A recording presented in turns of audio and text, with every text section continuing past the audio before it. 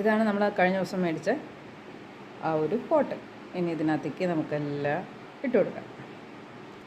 അപ്പോൾ നമുക്ക് ഓരോന്നോരോന്നായിട്ട് ഇട്ട് കൊടുക്കാം. അപ്പോൾ ഞാൻ കടലയൊക്കെ വാങ്ങിയിട്ടുണ്ട്, എല്ലാ സാധനവും വാങ്ങി.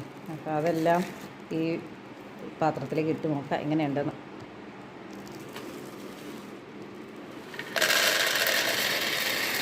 ശരിക്കും 1 കിലോ പിടിക്കുന്ന പറഞ്ഞത്, ഇത് പോരാട്ടോ. 1/2 കിലോ മേടിച്ചാൽ മതിയായിരുന്നു.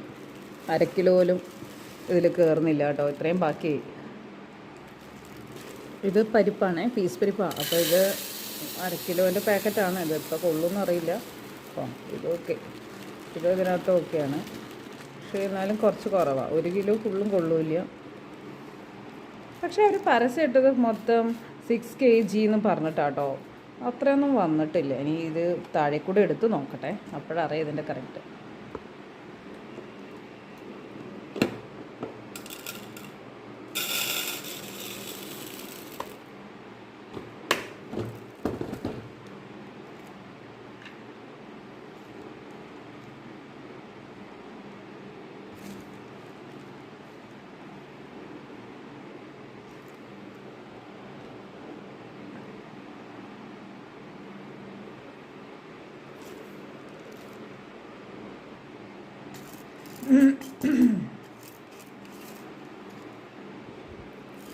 ഇതൊക്കെ ഇത് നമുക്കിതിൽ വെള്ളക്കടല ഇട്ട് കൊടുക്കും.